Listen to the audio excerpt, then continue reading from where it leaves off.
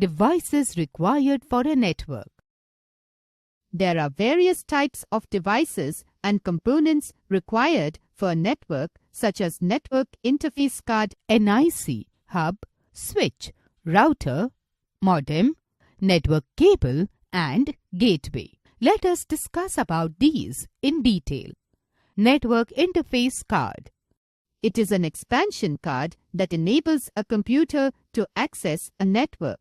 It allows the computer to connect to a network through a wired or wireless medium, hub or switch.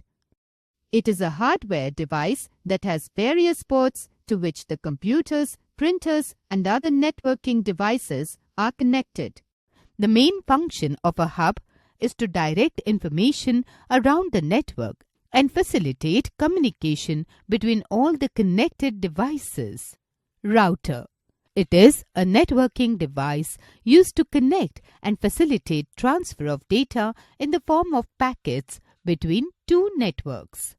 It finds best route for transmitting data packets over the network.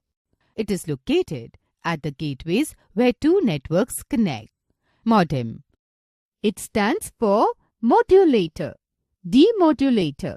It is a hardware device that allows the computer to send and receive data over a telephone line. It converts data from digital to analog and vice versa. The process of converting digital signals to analog signals is called modulation. The process of converting analog signals to digital signals is called demodulation. Networking cable.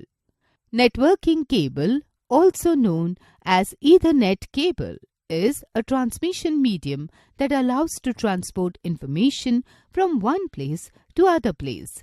There are various types of networking cables such as coaxial cable, twisted pair cable, and optical fiber cable. Gateway.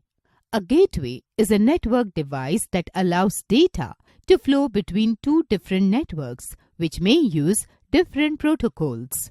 It collects data that is to be sent from one computer, converts it into small packets, and then sends them to another computer.